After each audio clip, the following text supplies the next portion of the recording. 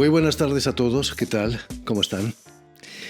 A menudo la música clásica se le ha colgado el San Benito de música seria, lo que ha alejado sin duda a un cierto público de las salas de conciertos. Nuestras invitadas de hoy, la flautista Anna Mayner y la fagotista Carmen Mayner, son hermanas, como es evidente, luchan desde hace años con su Gavarnie Ensemble por romper los estereotipos de la música mal llamada clásica.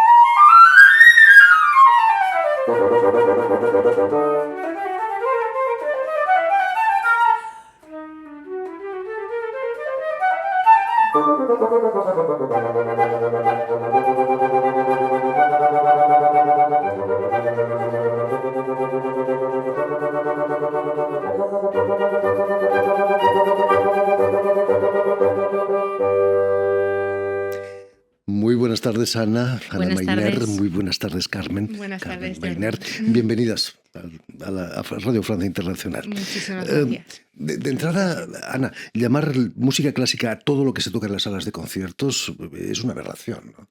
No es muy adecuado el término porque hace referencia a una parte muy concreta de la historia de la música. Pues sí, desde siglo XVIII hasta ahí Beethoven, o sea, realmente es ahí justo. Y el Beethoven joven, ¿no? Porque claro, Beethoven joven. Entonces realmente es un periodo muy concreto, pero bueno, todo el mundo entiende que es una música pues es justamente seria, que se toca en salas de concierto, etcétera. Se engloba ahí un poco todo. Pero eso de serie también es discutible, seguro. Sí. Hay músicas trágicas, apasionadas, pero puede ser muy divertida la música clásica. Sí, efectivamente. Hay obras que realmente son muy... Pues justamente hablábamos ahora de Guillermo Tell. Rossini es muy difícil verlo como un compositor trágico porque realmente no lo es. Mozart tiene obras trágicas como el Requiem, pero hay muchísimas otras obras. La flauta mágica es realmente una ópera muy feliz, muy alegre.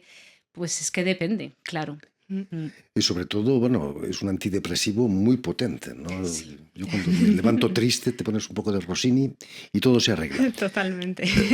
Carmen, cuando arrecia la canícula estival, escuchar el verano de Vivaldi no es demasiado adecuado, ¿no? El escuchar el verano de Vivaldi yo creo que resume muy bien, pues yo creo que es un poco este tipo de música que cambia completamente o que puede modificar completamente la percepción que tenemos de la música seria. Porque aparte de resumir perfectamente lo que es una tormenta de verano, la violencia que puede tener o el calor que tiene, porque es una música muy descriptiva, tiene una energía que vamos, no puede compararse, o sea, que no puede considerarse como, bueno, es que esto más o menos es como muy encorsetado, no, en absoluto. Quizá no sea lo más adecuado para escuchar hoy, porque tenemos aire acondicionado. Entonces, como tenemos aire acondicionado, vamos a decir que se puede escuchar, al menos en estudio se puede escuchar. Además, Carmen, tenéis la suerte de tocar instrumentos complementarios que ocupan las dos voces más importantes en una partitura, la de arriba, la superior, y el fagot, el bajo. Exacto. ¿Es casualidad o ya escogisteis esos instrumentos para un día formar el Gavarnie Ensemble? Pues yo creo que no, fue por azar realmente, porque Ana tenía una predilección por la flauta, claramente. Yo hubiera querido hacer violín al principio, pero me enamoré precisamente del fagot por los conciertos de Vivaldi. Vivaldi escribió 39 conciertos para fagot y orquesta. Tenemos esa inmensa suerte. Y me enamoré del fagot pues un poquito más tarde, o sea, los primeros años yo estaba un poco, pues me gustaría hacer violín y tal, pero cuando escuché Vivaldi dije, es que yo esto lo quiero tocar. Entonces, una casualidad muy adecuada, digamos, o muy acertada, porque luego pues con Ana siempre quisimos montar un grupo de cámara y bueno, pues ahora somos efectivamente es complementario. Y no solo desde un punto de vista clásico, una vez más con comillas, porque en los arreglos, que ahora Ana podrá a lo mejor contarnos un poco más, porque es ella la que hace los arreglos para flauta y fagot, el fagot no desempeña un rol, digamos, clásico de acompañamiento, sino que muchas veces es Ana la que se adjudica el rol de acompañamiento, ahora nos cuenta, y yo con el fagot desarrollo la voz melódica. El timbre del fagot es fantástico, ¿no? Es tan Sí. dúctil, ¿no? Yo creo que se adapta a todo. Es maravilloso. Yo no sí. puedo olvidar Pedro y el lobo de Sí. Prokofiev, ¿no? Que es el pato, creo que es. No, el abuelo. El abuelo, perdón. El abuelo que está enfadado porque Sí. Pierre se va al bosque y no quiere que se lo coma el lobo. Algunos lo asimilan a un payaso también, a la También, voz de un payaso. es que tiene muchas facetas. El fagot puede ser cualquier cosa. O sea, puede ser un payaso, puede ser un personaje enfadado como puede ser el abuelo de Pedro y el lobo. Es muy melancólico también. Estoy pensando, por ejemplo, en un solo de Tchaikovsky, creo que es la Cuarta Sinfonía, si no me equivoco. Fantástico. Maravillosamente melódico, sí, es Pero muy bonito. la flauta es sobre todo angelical, ¿no? Uno se imagina un ángel con una lira y una flauta, quizás. Sí, pero también son un poco los clichés, lo que estábamos diciendo. Realmente nuestra aportación, los instrumentos, claro, los elegimos pues, con 7 años. O sea, evidentemente las cosas evolucionan mucho. En ninguna de las dos imaginábamos que íbamos a crear una compañía, a trabajar.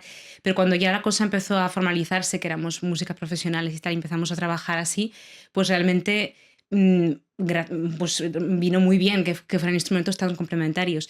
Y además, nuestra aportación, digamos, para esa música seria, que no lo es tanto como acabamos de comentar, está precisamente en romper un poco las barreras de los clichés de cada instrumento.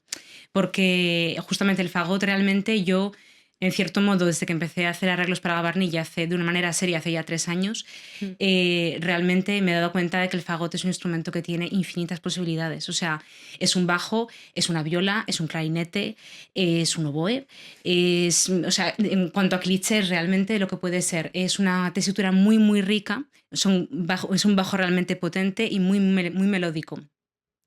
Mientras que la flauta realmente es muy angelical, como dices, y por sí misma tiene muchas más limitaciones. Y por eso yo en el espectáculo de manera general tengo 3 flautas. Tengo la flauta en sol, que es más grande, la flauta que todo el mundo conoce, la flauta en do, y el piccolo, que no es tan angelical. El piccolo realmente bueno, puede serlo, por el registro grave realmente puede ser es maravilloso. Penetrante. Pero de manera general está pensado para salir por encima de 100, 200 músicos en una orquesta. Entonces necesito, digamos, 3 instrumentos para cubrir todas las variables que puede cubrir un fagot. Tendrás que añadir un contrafagot, que es enorme. Aún lo pensamos. Los a graves lo mejor son llega. Fantásticos. Los graves son maravillosos. A mí el contrafagot es un instrumento que me encanta. Me parece divertidísimo, muy majestuoso.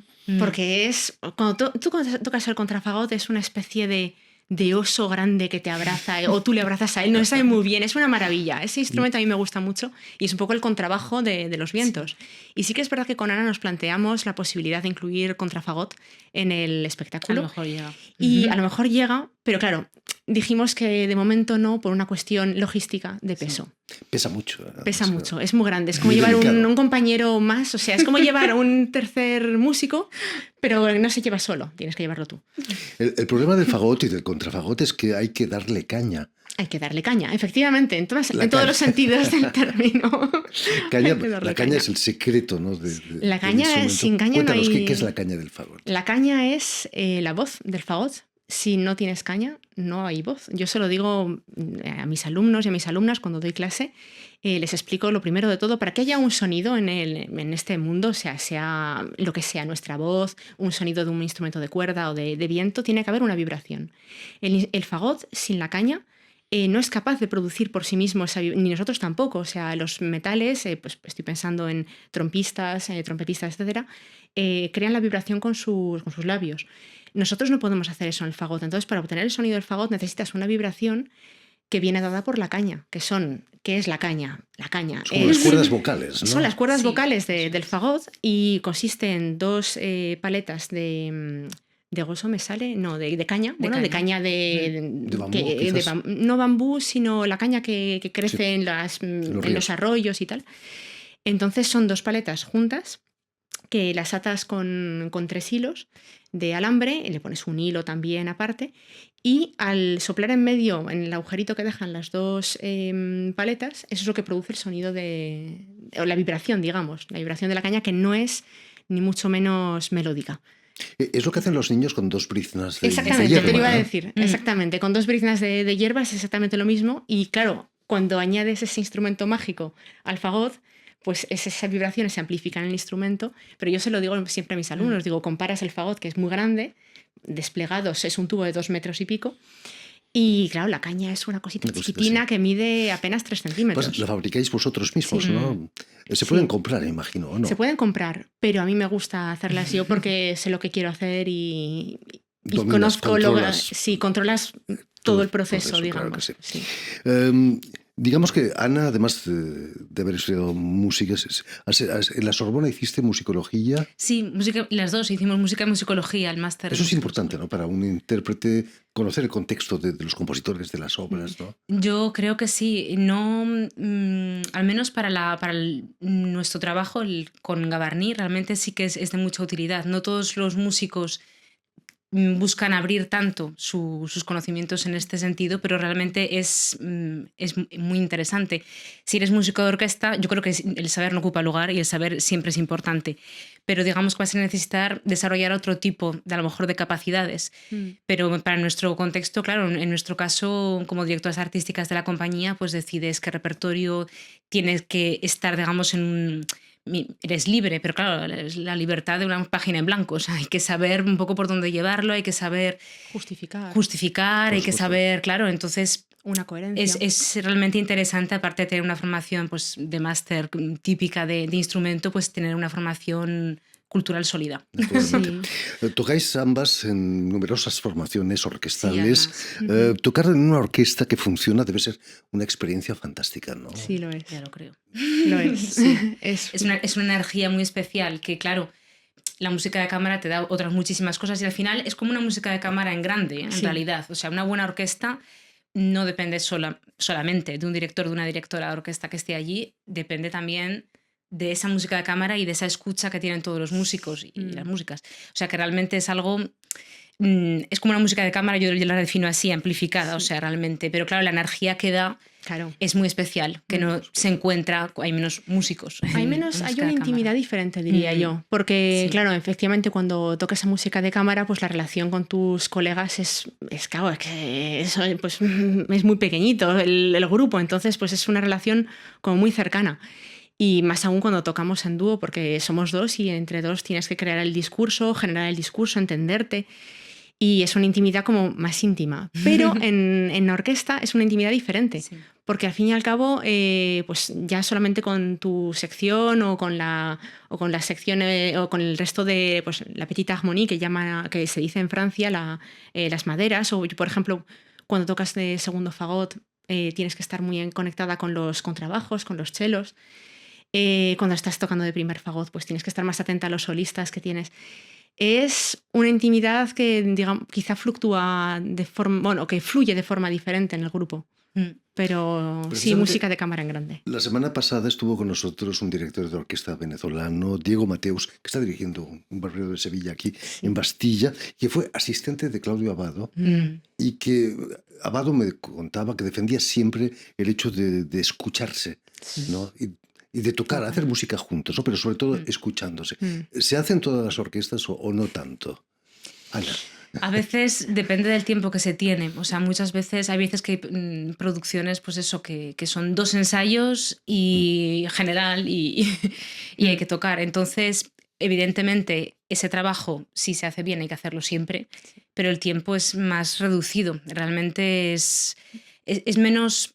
Al menos en mi modo de ver, es menos satisfactorio. Muchas veces para una vez apenas hay tiempo de realmente desarrollar justamente lo que decía Carmen, esa fluctuación, porque no siempre estás tocando con los mismos, depende de en qué posición estés. En mi caso, primera flauta, segunda flauta, y luego depende incluso el propio pasaje de la orquesta. Entonces, hacerte con esa música, claro, si hay una preparación, que es lo lógico, una preparación Sí. previa, escuchar bien las obras, saber cuál es, qué Mm. es lo que está pasando, cuál es el contexto cuando estás tocando, pero claro, si es para ya, a veces Sí. ese trabajo no se puede hacer puede ser de tanta calidad y es menos satisfactorio, pero Sí. Hablando de satisfacción, ¿qué hizo que más allá de tus estudios musicales te metieses en el mundo de la danza, del teatro, por ejemplo?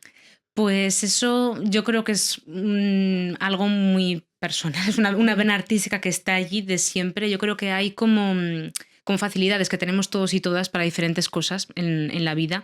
Para mí lo que ha sido moverse y actuar ha estado siempre ahí, de una manera, o sea, no tengo la sensación de haberlo tenido que aprender, evidentemente. Sí, he aprendido, espero, he evolucionado, he leído, etcétera, pero es algo que siempre ha estado ahí como normal. Igual que con la música, es como, sí, esto es como que llega y sigues trabajando mucho. Por supuesto, Mozart no le decimos que era un genio porque sí, trabajó muchísimo, pero hay realmente pues sí, una apetencia que está ahí, una facilidad que tienes Curiosidad y una también curiosidad. por profundizar. Yo sí, todo lo que es la mía danza me parece fantástica, o sea, todo lo que el rigor que supone de memorizar una serie de movimientos y al mismo tiempo la libertad que te da, que puedes encontrar, no la encontramos generalmente en el trabajo escolar, porque no se trabaja el cuerpo, se trabaja el deporte de una manera a veces un poco estúpida a mi modo de ver, o sea, muy de pasar, muy mecánica, de aprender un deporte, pero no se trabaja realmente la conciencia corporal y todo lo que puede, todas las satisfacciones que puede dar y lo necesario que es para todos y todas, seas o no artista de escena o no. Quizás para un músico es más importante. Más ¿no? aún, Por claro. supuesto que Sí. Hay un poco de retroalimentación, yo creo, también en las disciplinas, porque lo que Sí. dice Ana de la danza, o sea, ese rigor, esa libertad de movimientos dentro de una técnica súper pulida, se puede aplicar también a la música. Sí, y entonces ese vaivén o sea, ese tomar ideas de una disciplina para llevarlas a otra es súper interesante, porque te enriquece. Me imagino que fue Ana quien inició el arte dramático en Gavarnie, ¿o no? Un poco las dos. Un poco las dos, pero es verdad que por separado, hasta que porque sí, yo en realidad, bueno, en Gavarnie, en este espectáculo en concreto, es, digamos, el germen del grupo. O sea, cuando lo creamos queríamos realmente hacer un espectáculo juntas y por avatares de la vida, en fin, encargos fuimos otros proyectos. Fuimos yendo por otros sitios, incluso dentro del propio Gavarnie, colaborando con otros músicos o con otras disciplinas, con bastantes actrices fundamentalmente. Y realmente se quedaba un poco detrás y tal, pero lo teníamos en un cajón. Lo teníamos un poco en un cajón y hace 3 años, 2022, decidimos que había que ir desarrollando esto y justamente la unión entre las 3 disciplinas y tal, yo creo que en este caso y la manera de hacerlo y tal, a lo mejor sí soy un poco más responsable yo, pero las experiencias que hemos vivido cada una por separado han enriquecido. Porque... Totalmente. La idea de Gavarnie, o sea, cuando fundamos Gavarnie en 2017, teníamos, o sea, muy claro lo que queríamos hacer, que era tener un grupo de cámara con el cual desarrollar 2 vías súper diferenciadas. Diferenciadas en cierta manera, porque se retroalimentan. Pero por un lado los conciertos de cámara pues con tu atril, a lo mejor pues más protocolarios y tal, pero por otro lado los proyectos pluridisciplinares. Y eso teníamos ganas de hacerlo las dos. Eso es verdad, porque las dos habíamos tenido experiencias previas con otras compañías que nos habían gustado y pues tocar de memoria, estar en escena sin necesidad de ser músicas, pues eso, todas de negro y demás. Pero es verdad que para Sifumi, para este espectáculo, quizá Ana haya sido más motor en cuanto a o sea, yo diría más bien en cuanto al hilo conductor. Ana ha sido muy... Porque nos repartimos el trabajo, evidentemente, y hemos trabajado mucho juntas. Cada una aporta quizá lo que es más capaz de aportar en cada momento. Ana quizá ha sido, a mi modo de ver, muy hábil a la hora de pensar ese hilo conductor del espectáculo. Y yo, por ejemplo, sé que he aportado muchas ideas que venía a decir, esto puede estar muy bien aquí. Y así, porque o sea, quizá yo más los detalles. Sí, pero que es muy importante, porque es una cuestión. El un ritmo es muy dos. importante en un espectáculo, es un espectáculo de 1 hora y cuarto. Sí. Y pasa en todos los espectáculos. Siempre hay momentos que dices, uy, a lo mejor aquí parece que cuando vas como espectador, como espectadora, dices, a lo mejor aquí. Y realmente encontrar ese equilibrio no es fácil. O sea, con las. Es justamente ese equilibrio y ese ritmo. Entonces todo es importante. El árbol, o sea, los árboles y el bosque. Sí. Eso Por es. supuesto. Hombre, y para eso ha sido muy importante la colaboración con Elsa Marque-Liénard, que es Sí. es flautista y ella se define como actriz del movimiento Sí. porque pertenece por familia, por sus padres, por Claire Hagen y Claire Yves Hagen Marc. y Yves Marc.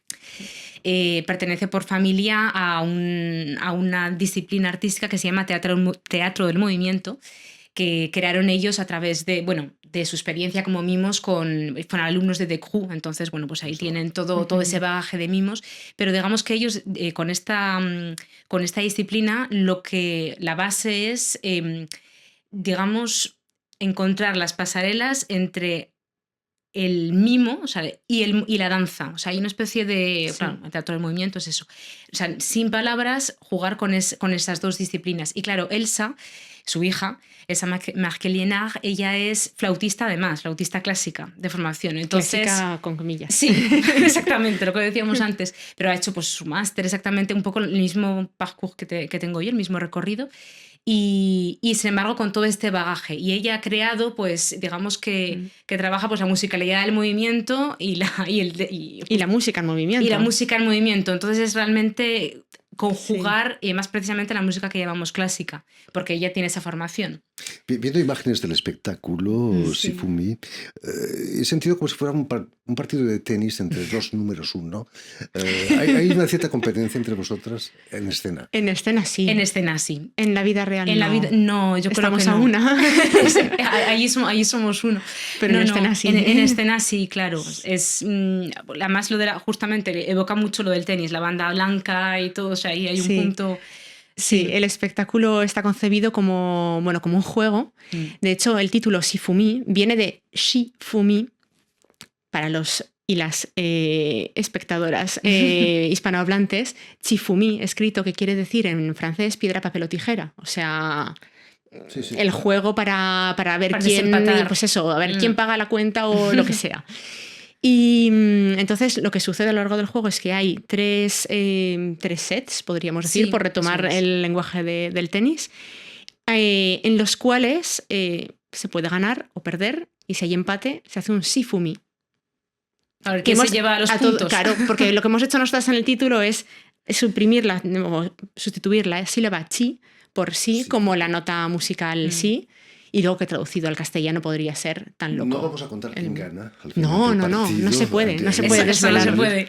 No se puede desvelar. En fin, felicidades por este espectáculo ahí en Aviñón. Si tienen la suerte de estar en Aviñón este mes de julio, no se pierdan el espectáculo Shifumi del ensemble Gavarni de las hermanas Mainer.